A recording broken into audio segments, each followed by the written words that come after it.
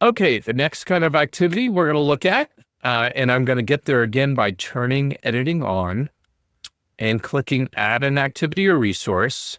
And I'm going to look at the resources, and the resources are the items that I have also starred. Is the page.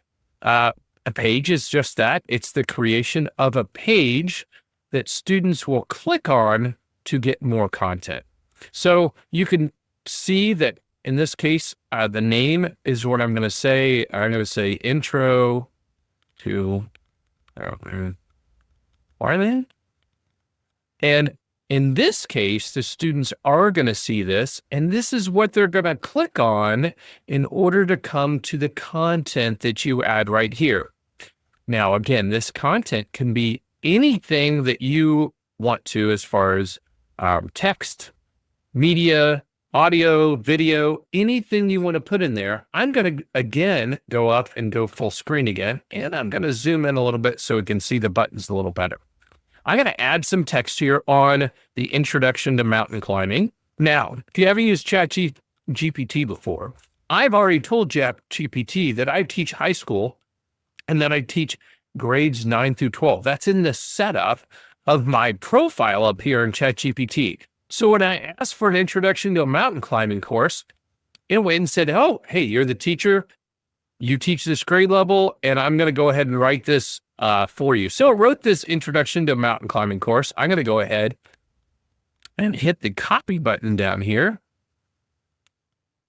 And I'm going to go to Moodle, and I'm going to paste that right there in the middle. So I've just made a introduction to mountain climbing 101 using ChatGPT, and I highly recommend you start thinking about using AI to do some of your stuff for you. I know this is a little aside. We're going to do a whole master's class on AI, but the fact of the matter is we can use AI to streamline tons of processes for us, of which I can't even name all the things that we would streamline.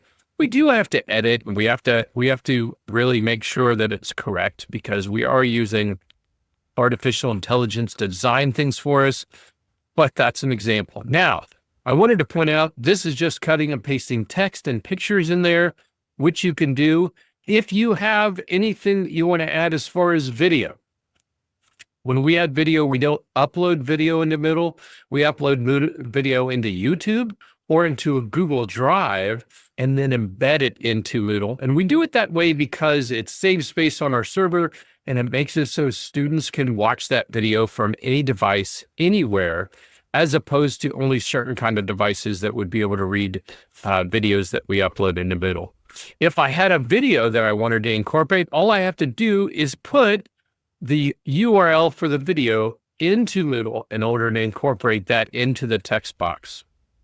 Okay, so I've found this video, Basic Skills for Mountain Climbing, and we're going to say I want to incorporate that into my Moodle class.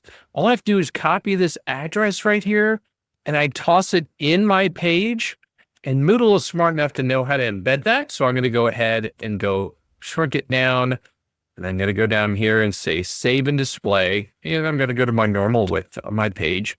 And you can see now that it has this page, embedded YouTube video, and all the text that I've put there that I want my students to go to. So what they see now is they see a link, they click on the link, and it goes to the page I just made. So that's a Moodle page, can include text, video, audio, other external links, and it's one of the items that we really use a lot of is the Moodle page.